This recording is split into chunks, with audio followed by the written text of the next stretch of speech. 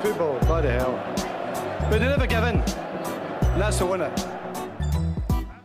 Welcome to the American Red Devils podcast. I'm John. I'm Alex. And we're bringing you the best Manchester United news from this side of the pond. Woo, sir. How we doing?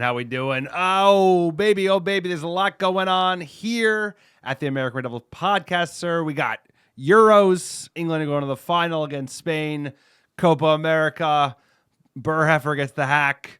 We got lots of smoke in the transfer market. Looks like, we've seen a lot of smoke before, but we're seeing concurrent deals worked. Players are in the Euros, players in the Copa. Hopefully, we finally see some here we goes or the equivalents. I don't even know who's the new gold standard. Is it Ornstein? But whatever it is, I want to see confirmations of signings. And then the boys headed on preseason, headed to Rosenborg, which is why we're here today to break down the Norwegian giants that we will be facing up in Scandinavia. But either way, we're in the pod room, we're in the bunker, we're sweating our asses off. How are we feeling? How are we doing? Doing absolutely great. The England match, absolutely crazy. They finally show up for a game against the Netherlands. Proper atmosphere. Ollie Watkins with a banger. Kobe Mainoo. This is the story of the summer for Manchester United fans, seeing the 19-year-old absolutely dominate the midfield for England, working his way into the squad, and then going deep in the tournament. He is sure to get a start in a final. 19. Think about that. He got injured at the beginning of last season. Broke into United, won the FA Cup. I mean, I'm buying Kobe Mainoo stock all day. Keeps rising, and I can't wait to see him. Hopefully get some rest. Goes to the beach or something because he's going to need it because he's playing so much and he's so young. That's one concern there, but I'm absolutely buzzing about him. And good to see Luke Shaw working off those meat pies, getting a second half in. Is it coming home? Do you think England can get over the line versus España? If they have never won the Euros, is it technically going home? Does that count as going home? I'm rooting for England. I mean, they invented the game.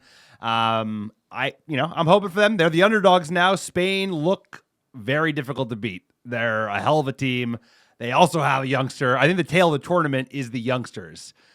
Yamal, the lad Musia from Germany, obviously Kobe. It's just like there's so much talent breaking on through. Football is in good hands.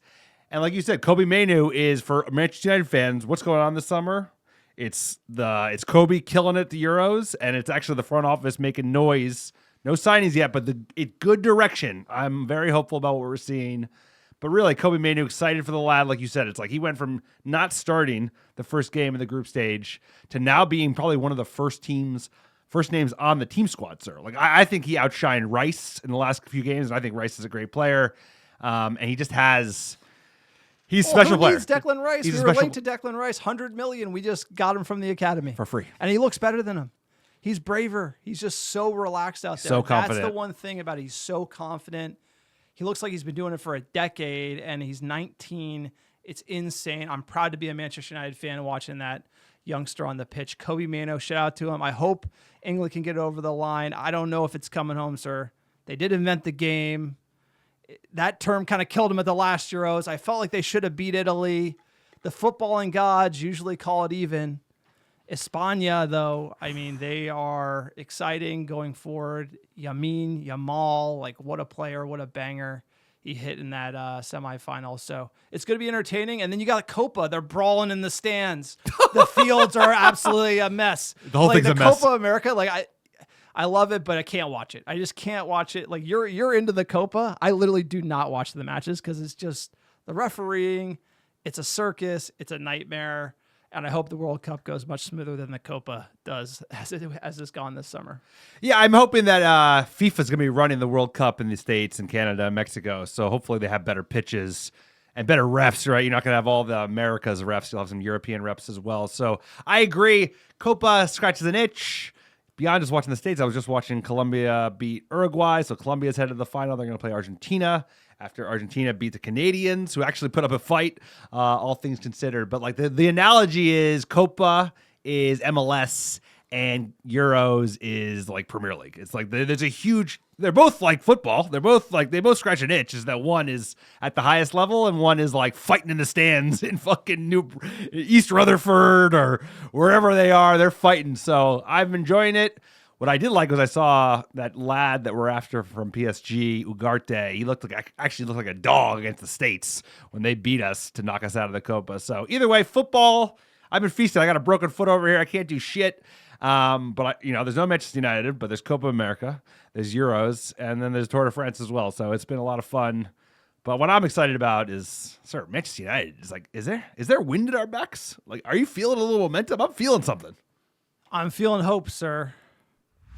Quick PSA for the podcast. If you like the American Red Devils, we are for fans, by fans. We don't have any sponsors, and we got a big announcement to make on our pod. After 5 years, 1 trophy, actually 2 trophies, we got an EFL Cup, FA Cup. We are coming to YouTube via video. That's right. If you're watching on YouTube, you can see me and Alex for the first time. Took us a long time to figure out how to get a setup that could work here in the podcast bunker. We still don't have AC, so we're sweating. Alex and I agreed on a AC strategy. You were going to turn on the AC like an hour before the pod, so it'd be nice and cool in here. You did not hold up that part of the bargain. So it was daytime pod. We're kind of nighttime right pod. now. We're cooking over here. It's not even that hot. It's like it was freezing in my house. AC is barely working, but like you said, it's only been 5 years. It feels like a lot longer than 5 years. Wasn't it Mourinho? I think it's 7. I think it was 7. I thought it was 2000. It feels like 11. Maybe that's because we've been so It shit. was 2017, right after Euros, the Europa League that we won under Mourinho. We decided, all right, this is the time. Manchester United is going to be super successful. We're going to enjoy it. We're going to create a podcast so we can watch every single match together, carve out some time. This is before kids and the whole 9. But we are coming to YouTube. So if you are on YouTube, please subscribe, like, and do all those things. This channel needs to get some momentum going into the 24-25 season because we think big things are going to happen, and big things are happening at the American Red Devils podcast. And we couldn't do it without you, the supporters. We don't have any ads, nothing. We've been approached by all the lame ball shaver companies that you can imagine. We've turned them all down. The last thing we need to do is stumble through ad reads. So check it out. It's right here. You can see it at America Devils on YouTube. Look us up, subscribe, like, also comment. If you have any controversial takes, we'll read them out on the next episode as well.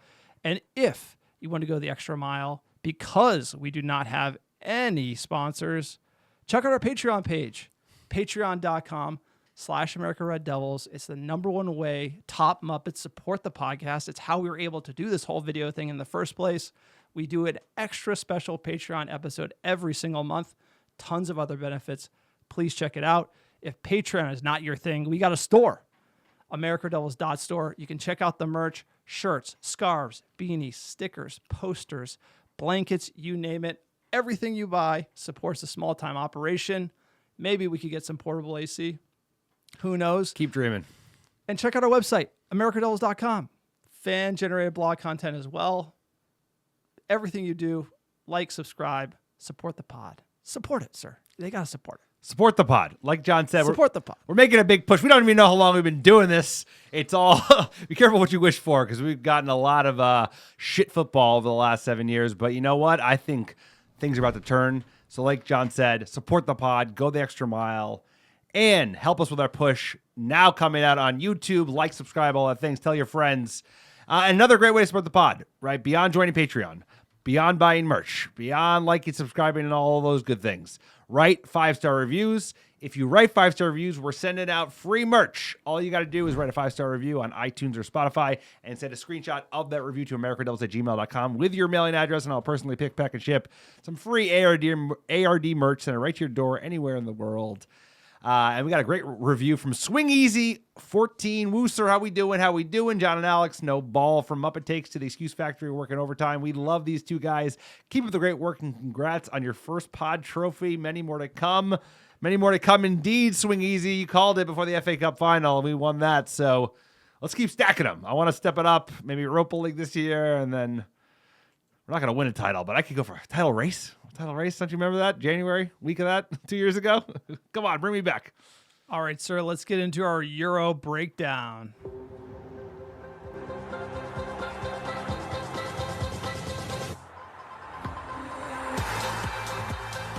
What a theme this year at the Euros. Actually, pretty tasteful intro video here.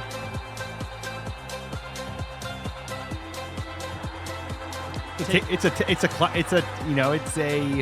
a classy tournament. It's like it's a tasteful video for a tasteful tournament because you know what, Euros. John and I were there. We were at the Croatia-Spain game. We went to another game. We went to Portugal-Czech. And I think you take away is like this is a pro tournament. This is a well-run tournament. Obviously, the Germans, they're organized. You know, they keep their shit together. They know what they're doing. And they threw a great tournament. They've got great stadiums. Everybody, the home country, they were very friendly to us. And I can't wait to go back to the Euros. You know, we're going to go to Ireland and Scotland when it's hosted in the UK in 4 years, and I'm not missing a Euro going forward. So I'm excited about that.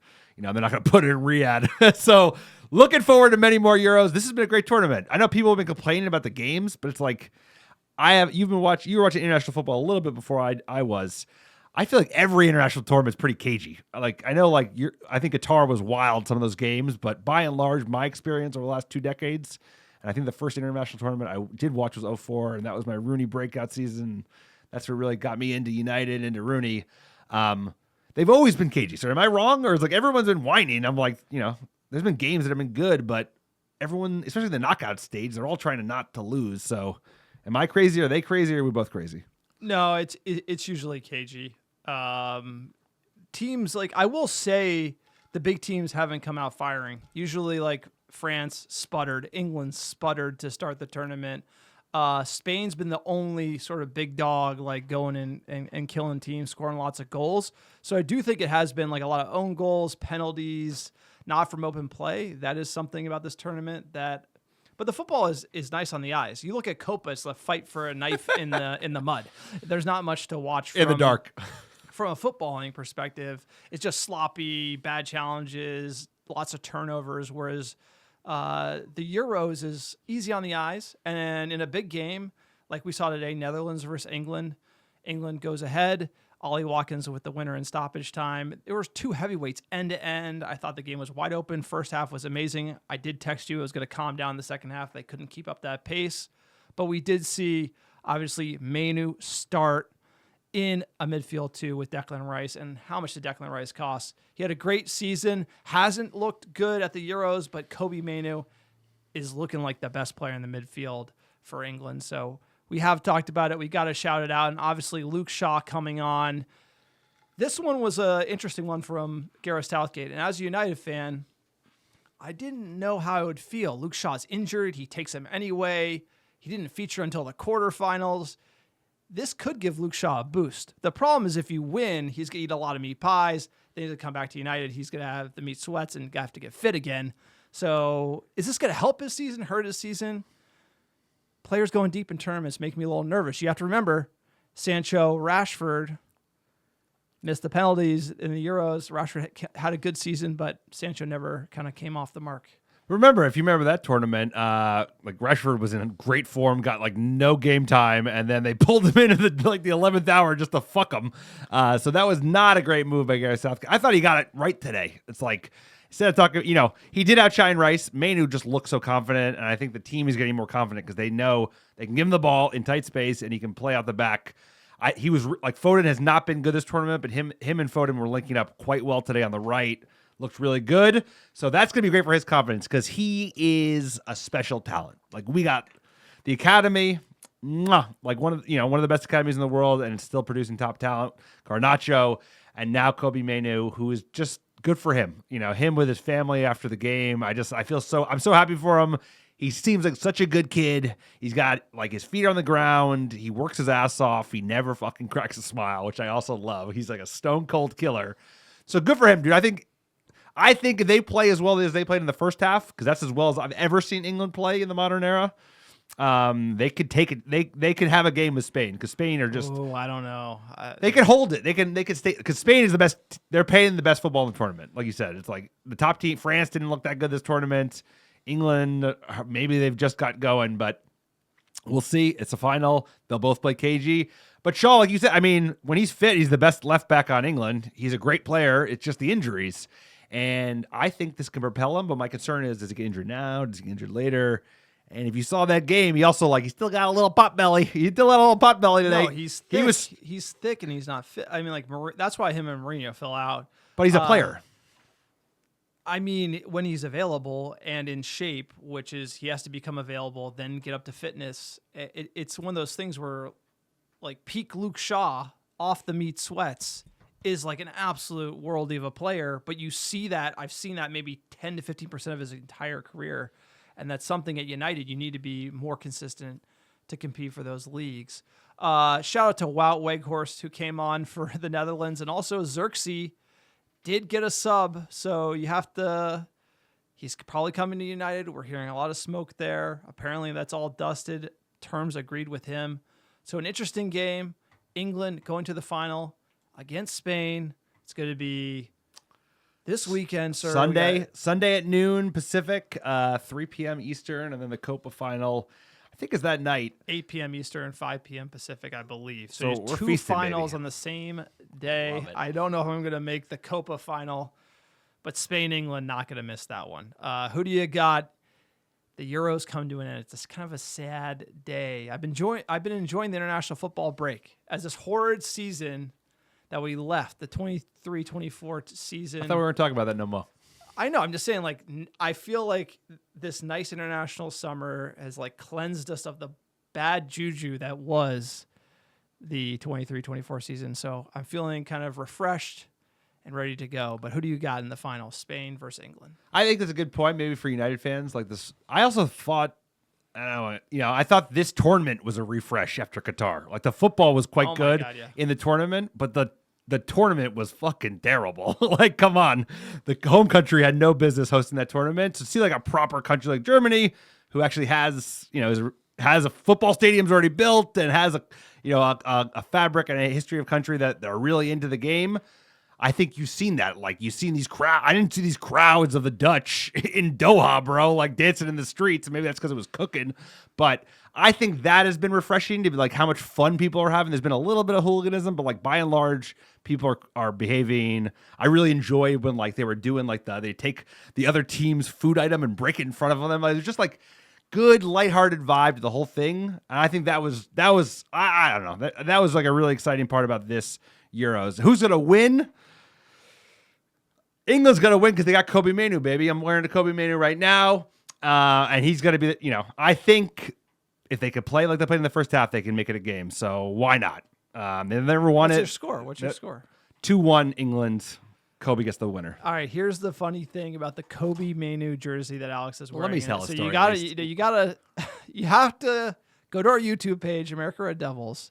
Search us on YouTube. Watch the video. Show him the number. Show him the number on the Kobe Mainoo kit. He's got the number 21. This guy. Okay, I'm gonna take my story away, bro. I'll throw it to you.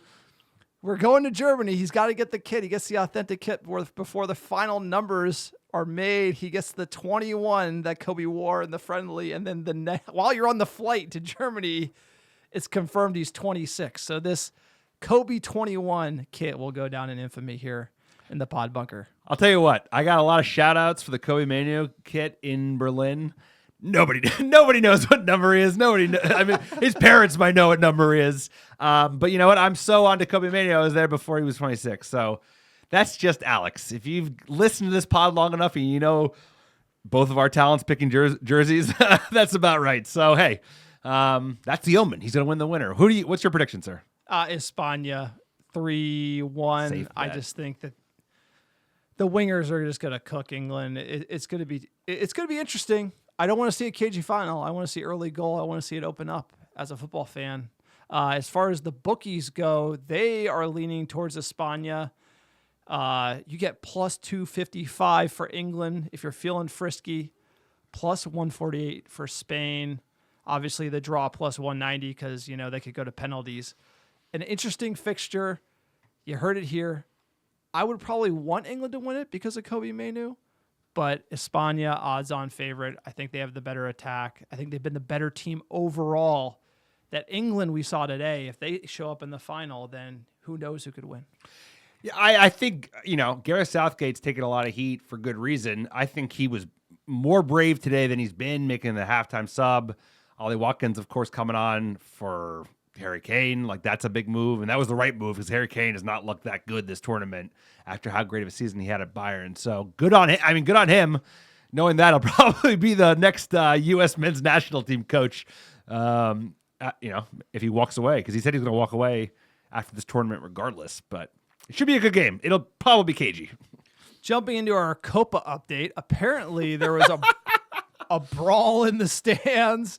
Darwin Núñez getting into it with Colombia fans. I do not know what kicked off this. Just happened. You can see Darwin Núñez going into the stands like Ron Artest for the Pacers, like attacking Colombia fans. This is Copa America. Are you not entertained? I mean, this is more entertaining than most of the games.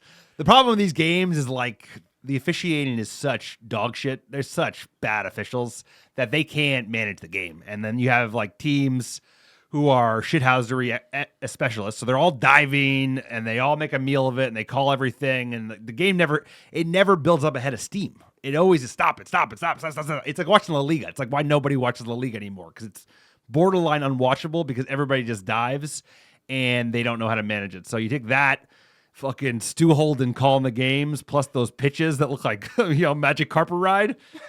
It's hard on the eyes, bro. It's hard. It's on at night. That's why I'm watching, because it's like, I'm trying to get my kids into soccer, into football, and it's soccer. Yeah, I have to tell them it's soccer, because otherwise, they're gonna get looks at the playground. Well, sir, we'll keep you posted on the Copa final. Colombia, Argentina. Garnacho, will he feature? Martinez will likely start. No, but he could come on as a sub. You never know. He hasn't got many minutes. I've been watching. No, I know, but it's like, you never know. It's a good experience. I mean, he's sitting next to Messi, so it's okay. But he's not going to join up with United. So this is going to affect Manchester United in many ways, having a lot of players going late in tournaments. This is, it's interesting how it can affect the team, the chemistry, getting everyone to link up ahead of the season. But before we get into United, U.S. men's national team finally dropped the axe. Gregg Berhalter gone at U.S. Soccer. The text thread of all of our friends who went to the Euros were all U.S. men's national team fans.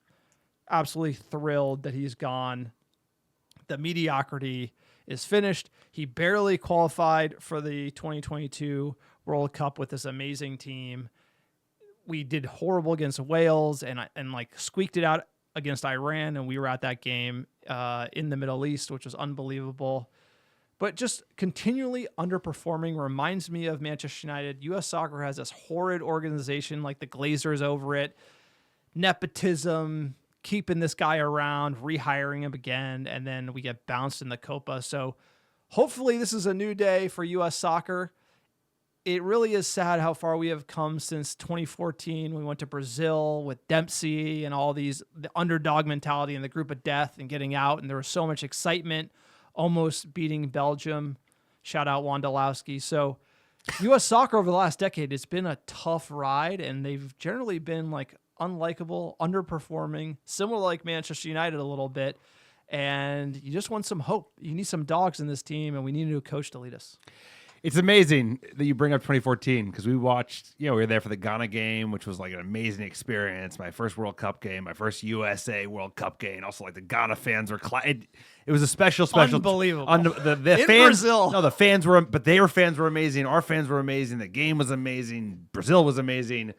And it's amazing that a decade later, given how much momentum and like adoption has happened around football in the States, like, the U.S. squad has gone nowhere. Like, the players are better, arguably, because they play, in better leagues. But like, we have made no progress. If anything, we've gotten worse, given the quality of the squad we have. So they have some real soul searching to do. Like, getting rid of Gregg was only the first step. Like, who do you hire next, bro? It's like, first of all, he should have never gotten the job in the first place. His brother was the COO, and the guy had a 38% win average and fucking like some shit team in Sweden. Columbus Crew.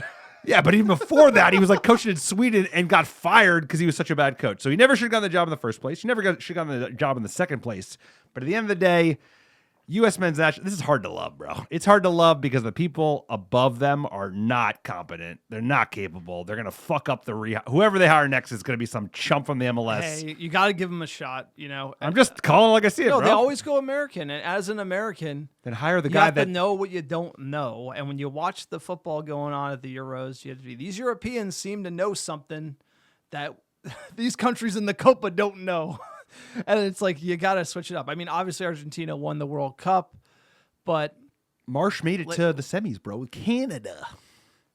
I understand that, but I think you got to go European. I think, like, as much as I hate to say it on the podcast, Jurgen Klopp would be the best manager. Like Klinsmann, did very well in 2014. Another German, right? He did very well, and I love to see. I want an elite European coach coming in who has the CV. You got to have the CV. You want to manage Manchester United, you got to have the CV. You want to manage the U.S. men's national team, you got to have the CV. And hopefully it's onwards and upwards from here. Yeah, everybody who knows their shit, nobody wants an American coach. Like even Jesse Marsh, shout out Jesse Marsh. He did well with the Canucks. You could do better than Jesse Marsh. You should be getting a Tuchel. Because guess what? Like, I think Klopp needs a break. I think he's apparently, the rumor is he's dealing with some health stuff and he's just like chilling in Malaga and wants to kick it in Spain. And you know what? There ain't nothing wrong with that. But like Tuchel's available.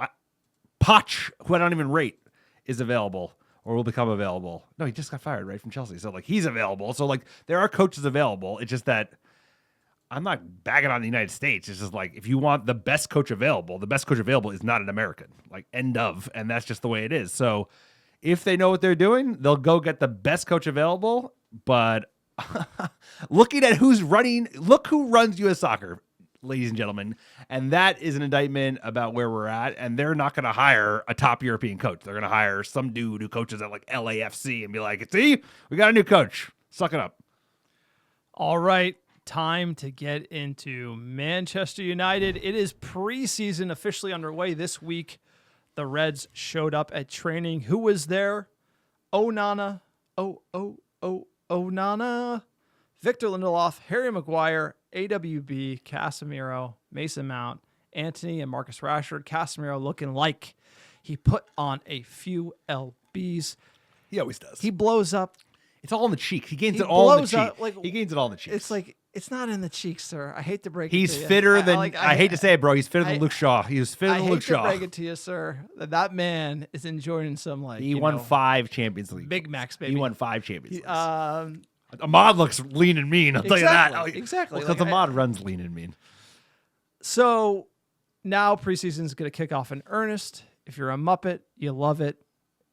This cast of characters, Lindelof, Magoo, AWB, whose contract ends in a year, he might be leaving. Casemiro apparently had crisis talks with Eric Ten Hag. Mason Mount going to be the best player we've ever signed. Antony, the bluffer, and Marcus Rashford, huge question marks there. Is he going to go? Is he going to stay? If he stays, is he going to be in form? I want him in form. All these questions are going to be answered in preseason. And oh, by the way, we're going to see a ton of youngsters and youth feature. I think that's going to be very exciting to see if we can see another breakout star like Kobe Manu coming through. So lucky. I'm excited for preseason because we put that horrid season behind us and we're ready to support the lads. But lots of questions around signings and what this team is going to look like for this next season. And with the international tournament ending, there's tons of work to do before the start of the season. But if you look at that list, it's actually like a pretty strong list on paper because a lot of those players, they went to the World. I mean, Magoo went to the World Cup. Casemiro went to the World Cup. Mason Mount, Antony, Marcus Rashford, all these players, a lot of them have fallen out with their national team for one reason or another. So it's like we got some players to play with. We also got some youngsters who are going to be breaking through. I don't think any of all the signings got knocked out in the last day or two, right? Because the Dutch, we have 2 players we're going after there in Ligt and Zirkzee. They're not going to join up because they're going to need a break after Euros. And then if we get Ugarte, who's not as certain as those other 2 Dutch guys, he just got knocked out today by Colombia. So this is a good swath of players, but a lot of these players, you're looking to move. You're looking to move Harry Maguire, probably. You're looking to move Lindelof. I wouldn't move AWB, but there seems to be more movement for him leaving than him staying. Casemiro needs to go, most likely. The Saudis are a target there. Mount, you want to stay. Antony, you can't sell. And Rashford, you're going to keep around because you hope he can resurge to the quality we know he has. So I think it's a mixed bag. Players who are on the way out anyway, players who still have something to prove, and then players who have a lot to prove in Anthony because Jesus Christ is back against the wall. But they have so many other players to sell that they're not even trying to sell Anthony right now because Jadon Sancho is going to be difficult enough. I mean, Ahmad looking slim. We got Hannibal looking sharp. That's fish. Kumbwala. Let's go. I like Kumbwala. Casemiro. I'm telling you, he looks fitter than Shaw, bro. I mean, I'd kill for that. I'd kill for that figure. Sorry, he's got a little bit of a gut coming through here. AWB not looking too fussed, and then Fish, who's featured in the Scottish Premiership on loan. So exciting times all around for Manchester United. We have a preseason game coming up Monday. It's going to be low expectations. It's just we got to talk about fitness and getting the youngsters involved. And we're going to break it down, sir. We have a list of the youngsters and who we think is going to break through for a preseason. If you recall, our youngsters, they won the U18 Premier League National Final. They won the treble, which includes the North Division Championship, the National Final winners, and the U18 Premier Club. So the U18 is featuring a lot of all-stars for Manchester United. A lot are also getting caps for England as well. Strong English connection. And so we're going to be breaking down some of these U18 players that we want to see in preseason and watch them breaking into the first team.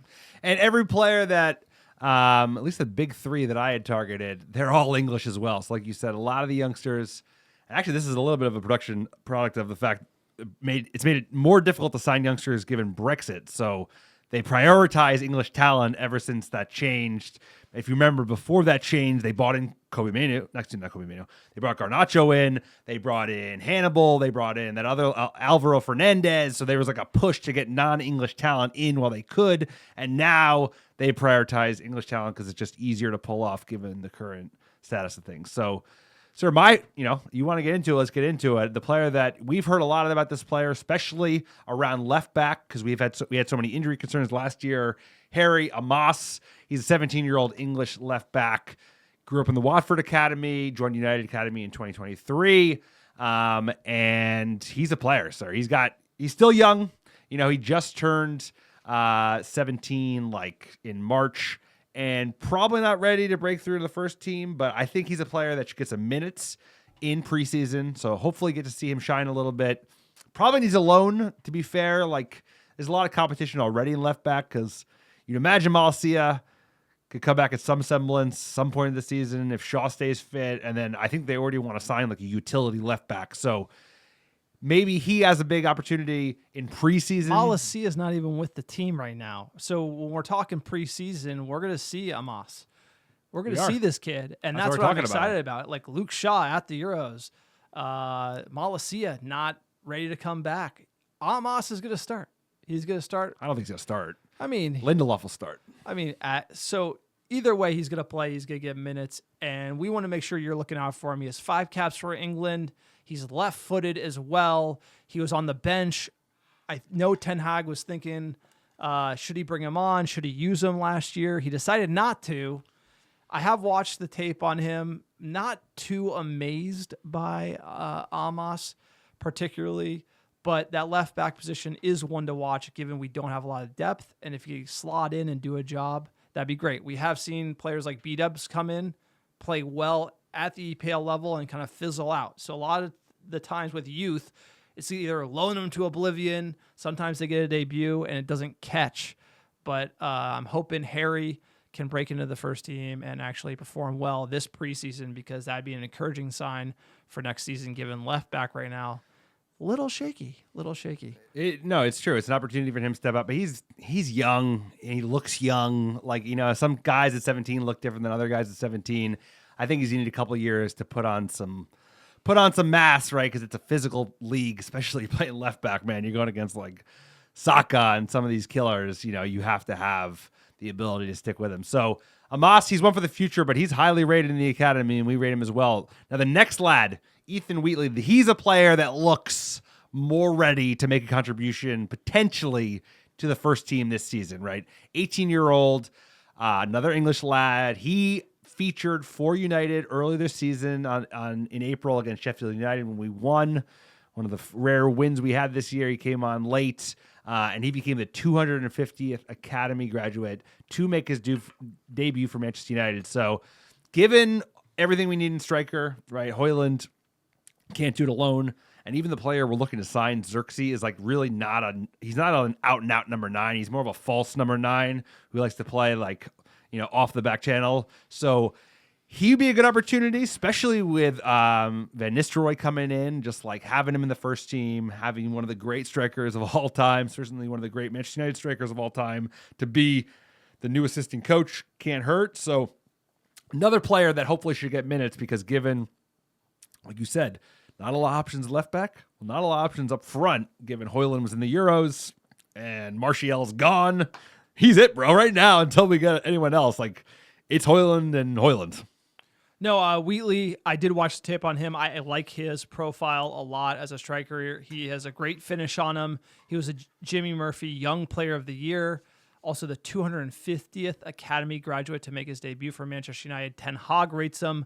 Given the fact Højlund's going to be enjoying some sun, we are going to see him feature for preseason, so be on the lookout for Wheatley. I do think he could be that third option. I know we could be linked for 2 strikers, but I like to see Wheatley get some of those, last 10 minutes of a game, come in, see if he can do it at the EPL level. I think he's ready. Next player up, sir, a winger for Manchester United, Shea Lacey. Tell me about Shea.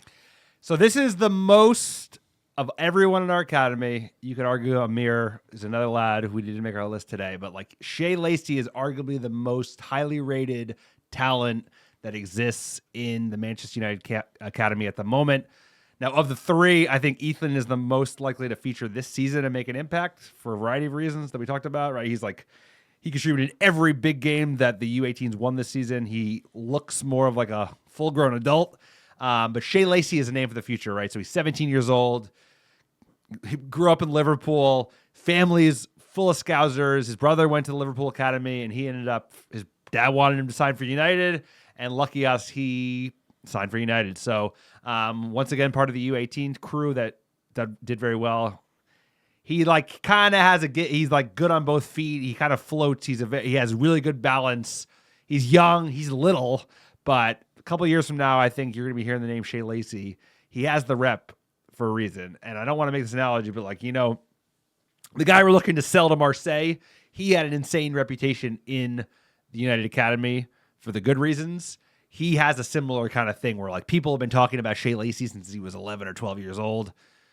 Not dissimilar to Kobbie Mainoo. People were talking about Kobbie Mainoo when he was 12 or 11 years old. So, we've called it before. They have called it before. So another player to watch. I mean, the good thing is like, given all the shit signings we made, before the new crew came in, thank goodness for the academy because like, Garnacho and Kobbie Mainoo alone are like $200 million of talent. More. Kobbie Mainoo is ridiculous, knocking on the door about like $150 right now. 2 that I want to highlight, Daniel Gore. He has the highest market value of any player in the U18s, plays central midfield. I've watched the tape on him. He's sharp, really like him in the middle of the park, great vision, linking things together. Again, a part of that team that did very well. Caps for England as well. So again, I'm going to say for me, Daniel Gore, this is one I want to see in the midfield. When you look at the contract expiration that we have coming up, you have Eriksen on his way out, Casemiro on his way out, McTominay needs another deal. A youngster like Daniel Gore gets me really excited this preseason to see him feature. I want to see him break through. And then Will Fish as well. Another player like we just saw in the preseason photos. Plays center back for Manchester United. He's actually been in the Scottish Premiership. He's had 49 appearances, 3 goals, 1 assist, right-footed center back. Be nice to see a left-footed center back. We're dying for one of those. But he has good experience, caps for the U19s for England, and he's featuring quite a bit in the Scottish Premiership. And so could he be 5th center back in the depth chart for Manchester United? Yes. I mean, him, Johnny Evans, you're getting down on the bottom of the barrel, but to see the youth come up I'm looking to see Will Fish, and with photos of him training at Carrington, we're going to see him on preseason, just so you know who he is. Almost 50 caps for Hibernian FC, sir, since 2022. Iberian. Sir, Will Fish, this is a make-or-break year for him. 21 years old, like you said, and Kamwala, I think, has that spot, kind of that 5th or 6th, depending on who stays at Manchester United and who goes this year. Can he take that spot? I think is the big question. He looks a player. He's got the size, he's got the physicality. The Scottish League is not for pushovers. So I agree. I think, like, given how few players we have because of the tournaments, great opportunity for some of these youngsters to break on through. Great opportunity for them to be like, wow, maybe I got to keep this. I'm hoping it's Hannibal too. Like, Hannibal's got like one last shot, because otherwise we're going to have to just sell him. Couple of these players, it's big moments. Like, it's one thing to be 17. Shea Lacey, 21-year-old Will Fish. It's like, you're not going to get that many more shots at it. So this is a big tour for him. Yeah, this is sort of the last chance saloon coming back off 2 loans, 21. He needs to try to impress the Dutchman, who's stubborn. And obviously, very stubborn. He's got Kamwala to compete with, and that right foot. That's going to be an issue for Ten Hag, because he wants to balance the center back pairing. And we have every defender we have is right-footed except for Lisandro Martinez, unfortunately. Sir, we got a next match. Let's break it down.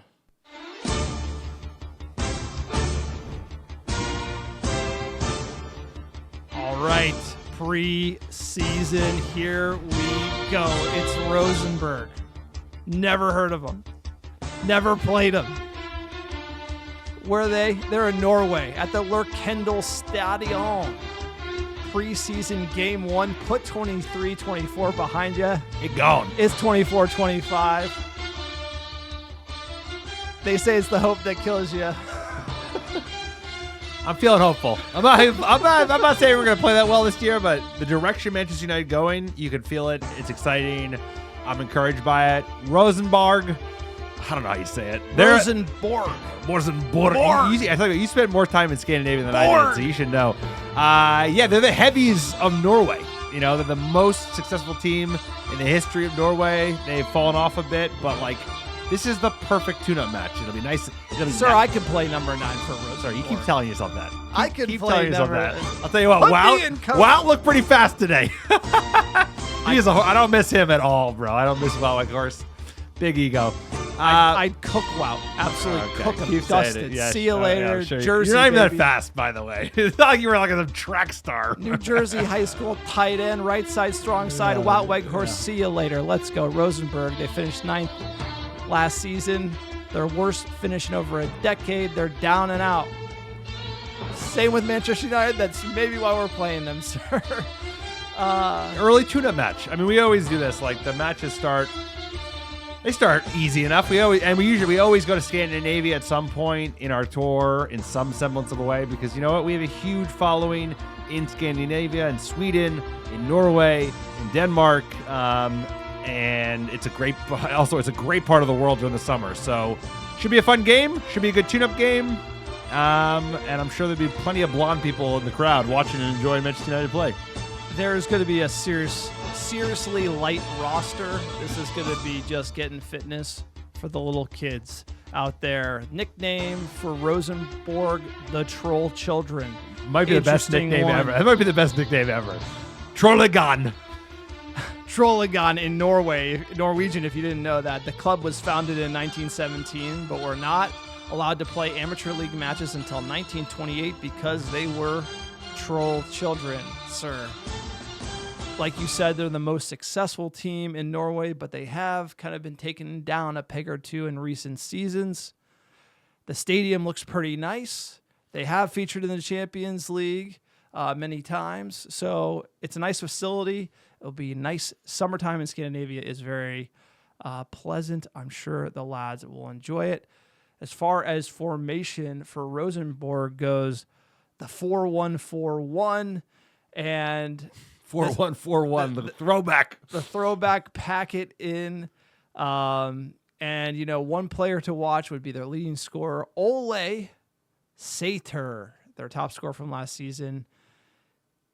He is 28 from Norway, born there, played there, sir. I probably couldn't play number 9 for Rosenborg. What do you say? Could or could not? Could not. Could not. I don't think so. Yeah, he's like an older statesman. He's 28 at this point.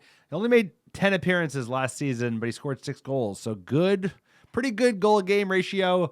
I'm not worried. First of all, it's preseason, and it's just an opportunity for us to run out. But the most important is the pitch looked pretty nice. That pitch you just showed looked nicer than any pitch we saw at the Copa America. So that's first thing. The weather will be good. They won't be cooking, They might be cooking in the States when they go. That South Carolina game might get pretty fucking hot.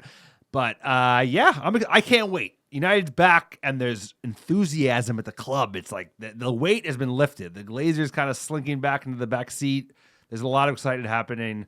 Carrington's getting the refresh. We've got real competency in the front office.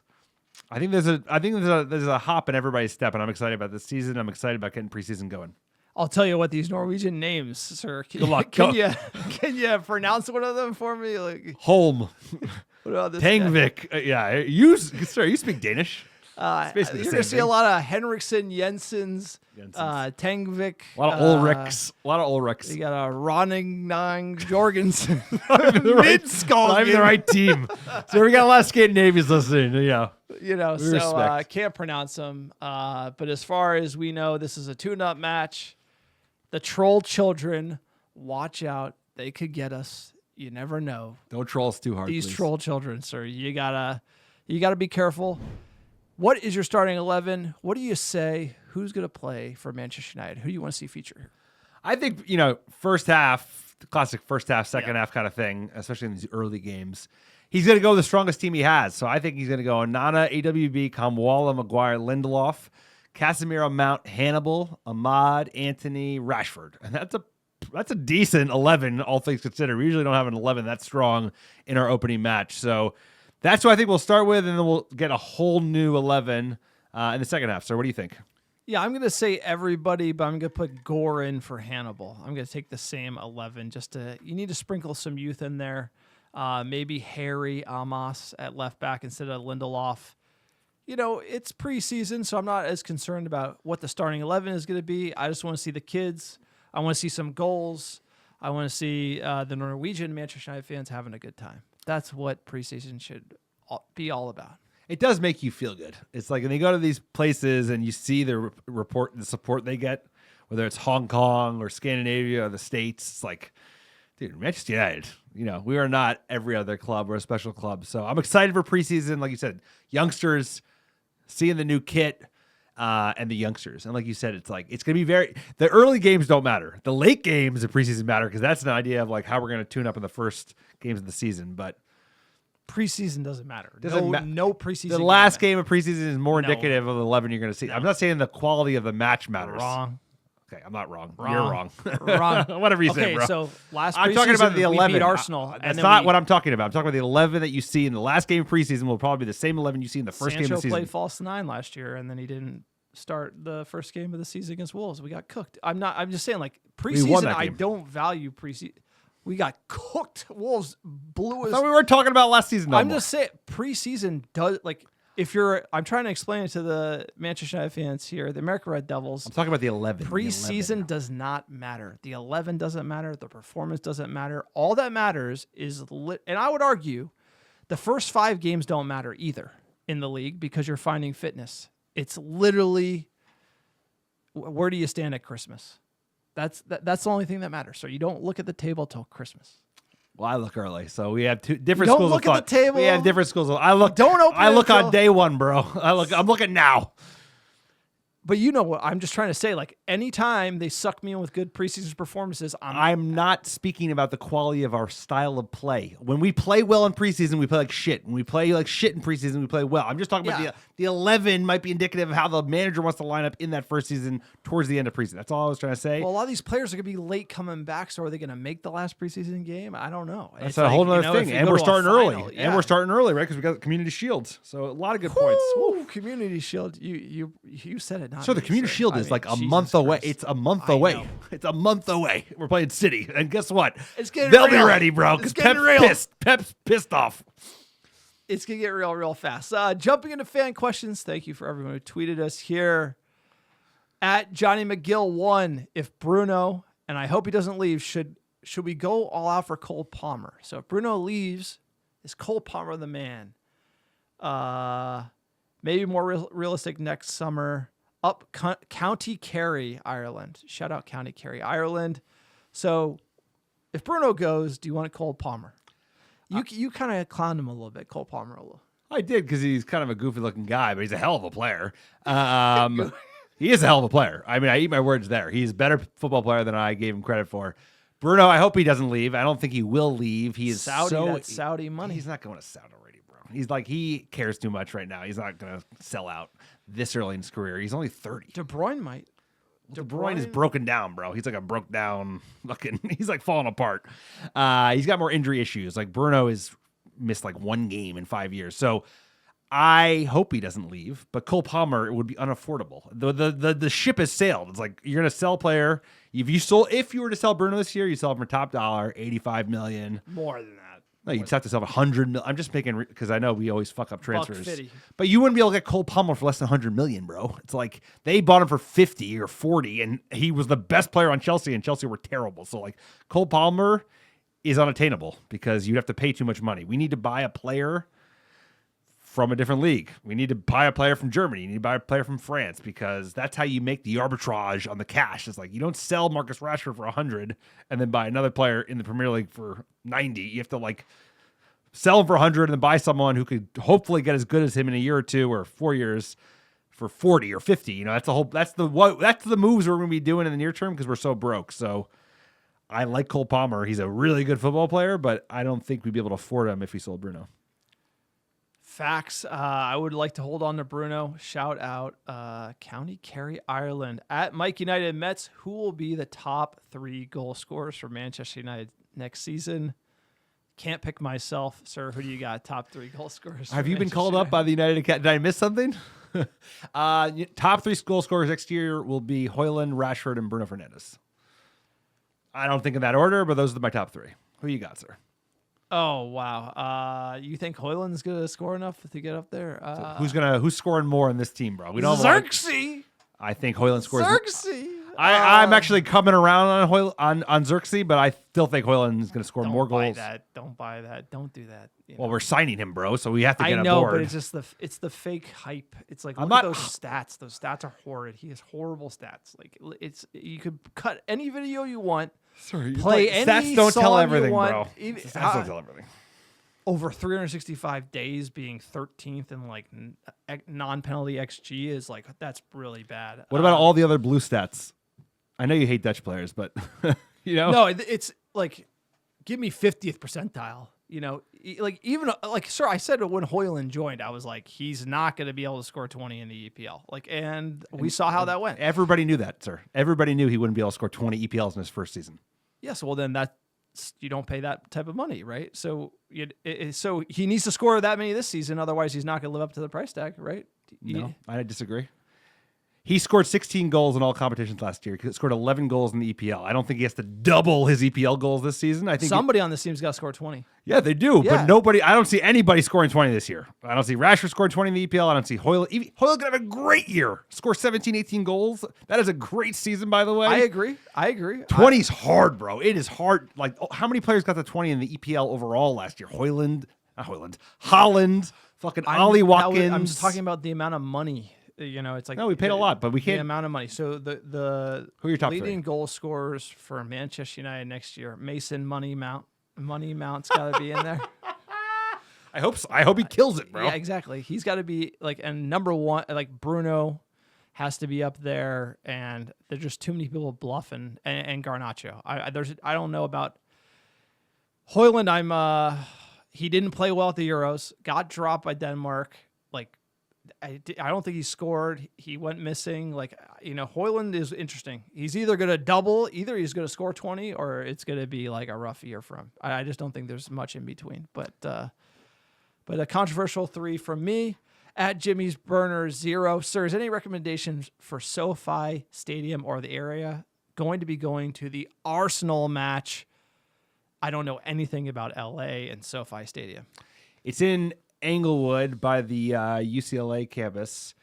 It's a bitch to get. I mean, LA, if you know about LA, it's not a real city. It's like 50 little cities spread out. It's a bitch to get around. Like, get ready to drive. So just be conscientious of where you're staying and the distance to the hotel, to the stadium, and making sure you give yourself like plenty of time to get there. Plenty of time, because like you will be.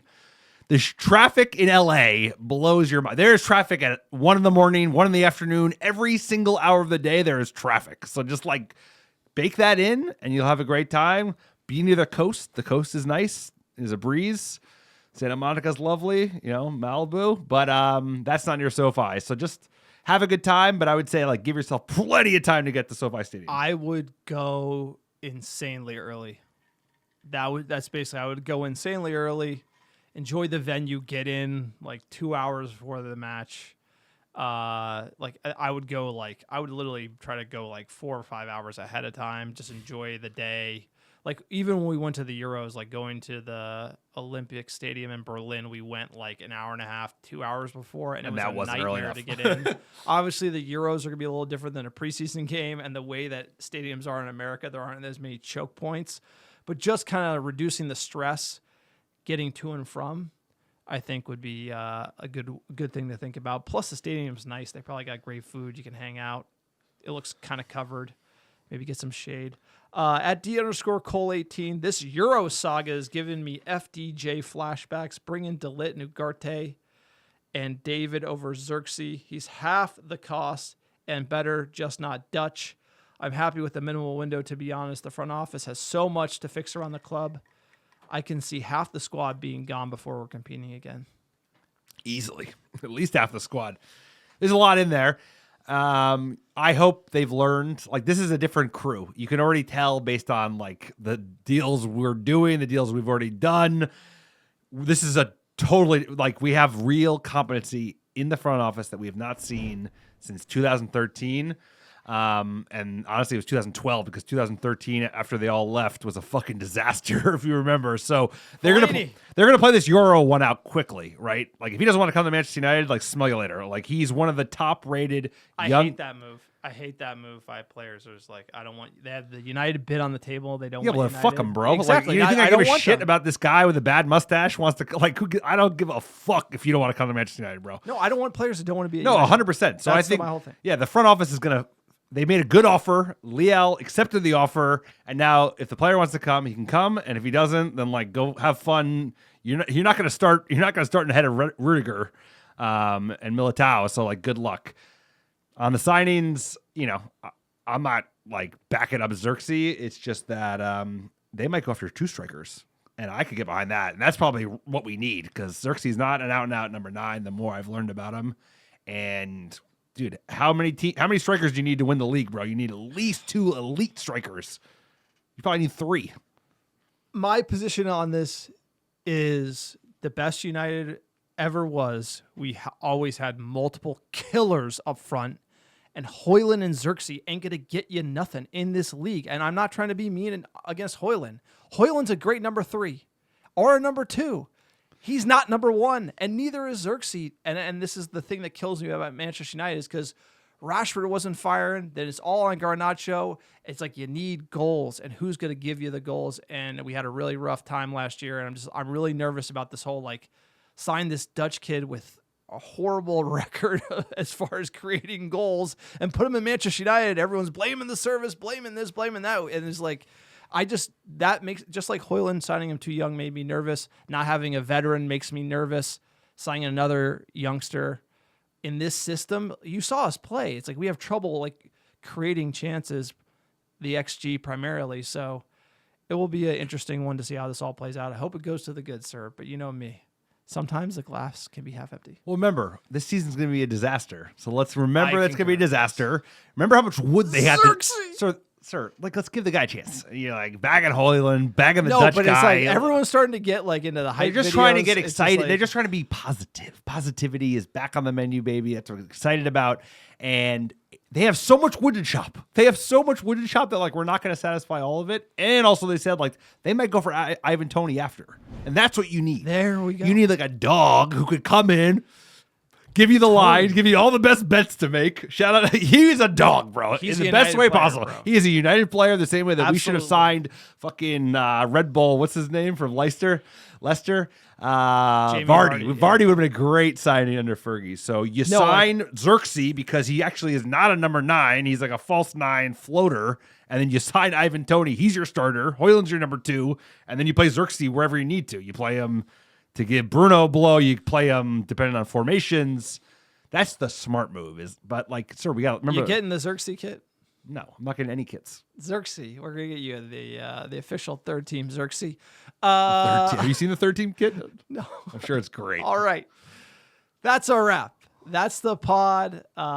First preseason game, first preview in the books. Really appreciate everybody. Thank you so much for your support. Remember, we are on YouTube. First time ever, ARD history, 2 trophies in the cabinet. We're going for 5, right? We're going for the treble this season, sir. You heard it here. Zirkzee hitting 30. No, this is why you have such bad seed. Stop setting yourself up for failure, man. Subscribe to our YouTube channel. If you hit subscribe and you like, there's a direct correlation with that and United winning the treble. So the more people that like and subscribe, the better chance United has at winning the treble. And obviously, there's greater visibility in getting me in front of the scouts at Manchester United to get me on the bench to try to finish some of these goals because somebody's got to start scoring for this team. Sir, it's been a great one. Can you give us our top 10 downloads last 7 days here? Number 1, how you doing? Chicago, Illinois, Los Angeles, California, Dublin, Ireland, New York, Brooklyn, New York, Charlotte, North Carolina, Philly, PA, Houston, Texas, San Francisco, California, and last but not least, Melbourne, Australia. Appreciate all the America Doubles listening week in, week out. United are back, baby, coming back right around the corner. We're heading to Norway.